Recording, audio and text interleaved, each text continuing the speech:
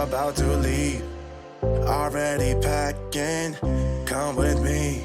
I'm not really asking. We'll get away to a place where we don't know.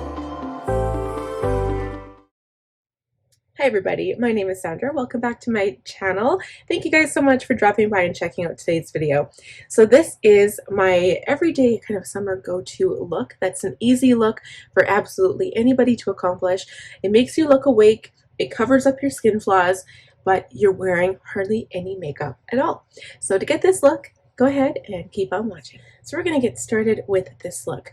So this is a minimum makeup look. I don't love having foundation on my face before, like if I want a natural look. Usually when you put on foundation, when you are in lights and you're standing far away from somebody, people can't see your makeup when you're wearing foundation. But when you're in close settings and people are right up next to you, they can see the texture of your skin has foundation or powder on it. So my technique today is going to minimize that. We don't want it to look like I'm wearing makeup, okay? So first thing I'm going to do, I did moisturize, and I think that's probably the key to natural looking skin is make sure your skin is moisturized. Make sure it's a moisturizer that doesn't pill if you use brushes or sponges or anything like that. I've got lots of cream that does that and it bugs me. So make sure that it doesn't do that. Make sure it's a tried and true tested product before you begin. And also, it's still beneficial to use a primer. So today I'm going to use my Tatcha, the Liquid Silk Canvas. Haven't used this in a while, so I'm just going to smooth this all over. And so it doesn't matter if you're not wearing a full face of makeup, it's still important to add a primer. And this still prevents any blush or bronzer or concealer from fading or moving. And it does give that protective layer between your skin and any makeup that you apply. Okay, so next I'm going to go in with my concealer. I'm using my Too Faced Born This Way Multi-Use Sculpting Concealer in the shade Natural Beige today. Because I'm not going in with foundation, my skin is already pretty dark. And I have some pretty dark under eye circles. Actually, looks like I have some puffiness today. And I need to cover up some of my pigmentation because, you guys, the sun, I haven't been out in the sun much. Like ever since I got pregnant, I definitely have been not allergic to the sun. I've got this, like, I feel terrible when I go outside. So if I do go outside, I always sit in the shade. But for some reason, it still looks like I've got a tan, which I don't. Or if I do, it's not from, I don't know what it's from because I've been wearing sunscreen, been doing all the good things, and I don't know how I managed to get a tan. Okay, so I'm using, you can see here, I'm using my Real Techniques makeup sponge. Again, it gives a more natural finish. I always go in with my brush, but today we're doing the sponge. And I love putting concealer or foundation on my eyelids because it gives that nice flawless base. And when you use your sponge and it's really wet, you'll notice that it does kind of like push away the product a little bit more. So if you need to add more product, go for it. I will be using the Charlotte Tilbury Hollywood Flawless filter today to add a little bit of glow, but also a little bit of coverage as well. And I'm going to use bronzer. So I find that all of those things combined help to add some coverage if you need it. And you guys will see shortly what I mean when we do all of these things. So I still need to set this product. So for my setting powder today, I'm using my Kosas Cloud Set Powder Shade Cushiony. It's kind of a weird shade name. First thing I'll do, because I did put product under my eyes, is take some of this on a small brush that will fit under my eyes. This is the Sigma F35 Tapered Highlighter Brush. I have never used it for highlight, this particular brush. I bought this one particularly for under the eye powder. And then I take a larger tapered face brush, same thing, but it's an F37 Spotlight Duster, and then lightly dust the rest of my face. And so this way you can see my forehead still is tan, but we are going to tan the rest of my face using some bronzer. And I do stay away from sparkly bronzer, especially because if you're outside in the sun, people can see the sparkle and it looks like you're wearing makeup, and that's what we're trying not to do. So before I go any further, I'm going to go ahead and do my brows. I usually do this step off camera. I've got some unruly brow hairs going on here. Might need to trim those, I don't know. So I'll quickly do this and I'll be right back. Okay guys, so brows are done. I did make them a little bit darker than I normally do. So just because your makeup is going to be minimal does not mean that you don't want some nice brows that frame the rest of your face. Brows kind of make your face, in my opinion. You need some nice eyebrows. Half the time I don't get mine equal. I mean, none of us are born with perfect faces. One side of our face is completely different from the other, so I'm not worried about that. Next step is some bronzer. I like to use the Fenty Beauty bronzer. This is the Stalk'r Instant Warmth Bronzer in Caramel Cutie. The reason I like this one is because it is completely matte. It is also perfect for my skin tone. And what I like to do with my bronzer, so this is easy everyday makeup anybody can do. You do not need to be precise. We're not sculpting cheekbones here. Think of it, what your skin would look like. This is what your skin would look like if you were out in the sun and you got a natural suntan, okay? I know people don't do that anymore with their faces, right? You want to protect your skin. So this is how you get a natural look with bronzer. The high points of your face are your nose, your forehead. This is not sculpting, okay? So I'm not doing the perimeter of my face. We're doing the high points. Tops of your cheekbones. Always get some sun before the rest of your face. Bring it across the bridge of your nose onto the other cheekbone.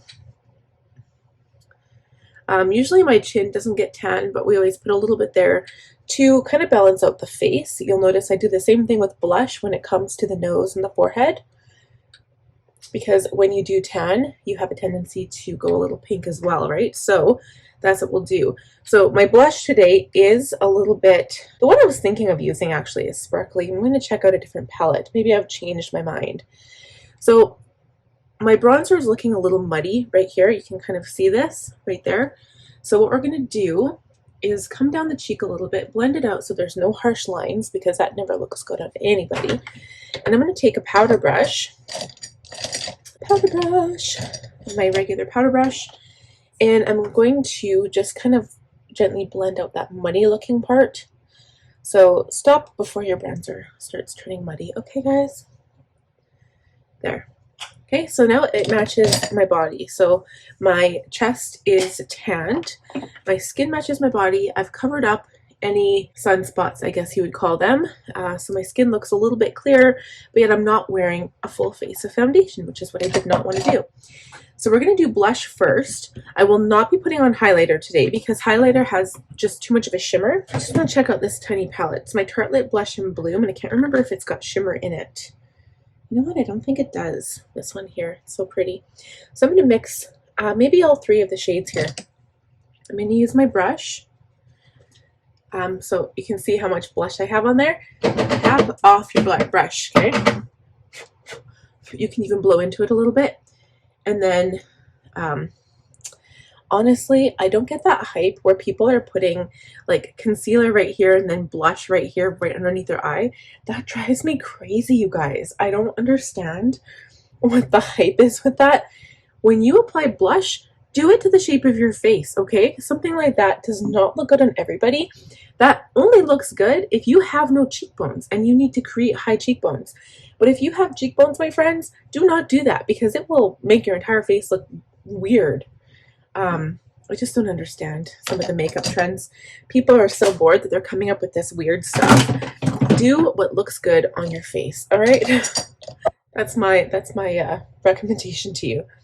So I'm going to blend out the blush. You'll notice I put a little bit on my nose because if I'm tanning, my nose turns pink and that looks good. So I'm going to also add some gloss. I'm going to go in with the pink gloss. This is Mouthful by Jeffree Star. It is part of, I think it was part of the Orgy collection if I'm not mistaken. It's one of my favorite colors. It's kind of a light shimmery pink. Something simple, something really pretty. And then I'm going to put some setting spray on because It kind of melds all the powder together, makes it look like it's not makeup, even though we're not wearing foundation. I still have powder and bronzer, so people can kind of still see that. So this kind of detexturizes and kind of melts it all together so it looks natural.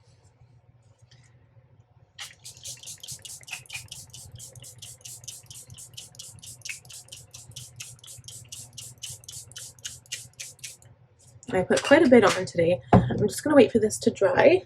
And now what I'm going to do today, I love piling on the mascara. I'm not wearing eyeliner because eyeliner will just make my eyes look a little bit closed, a little bit darker. I'm not even going to wear beige eyeliner because sometimes I do that to make my eyes look more open. But I am going to put on a sparkly light color on my lid. And what this is going to do is help open up my eyes. I'm going into a palette that is no longer available to purchase, so I apologize. This is the Nars Summer Solstice palette I got last summer, but you guys can honestly use any color that you have in your collection. So I'm going to go in with this shade here. It's like this really pretty sparkly color. This one's a good choice too. It's a Bokashi brush. So I'm going to put this all over my eyes. This is going to be the only sparkly shade I will put on my face today. And this is so pretty. It just makes everything look pretty and sparkly. This is honestly, I know this palette is like, it was, I know you can't buy it anymore, but it is one of my favorite palettes. And I'm so glad I got my hands on it before it was sold out. It was a limited edition palette. It's beautiful. Okay, so now my eyes will sparkle a bit in the sunlight, and I love that idea. It's so gorgeous. And so the next trick that I have up my sleeve is I love to pile on mascara. I will not be doing lashes today.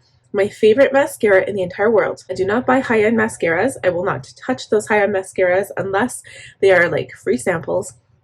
Is the Loreal Voluminous Carbon Black Mascara. My favorite one in the world. So I'm going to go ahead, add tons of this, and we will be right back. I'll show you the finished look. Alright guys, so mascara is done.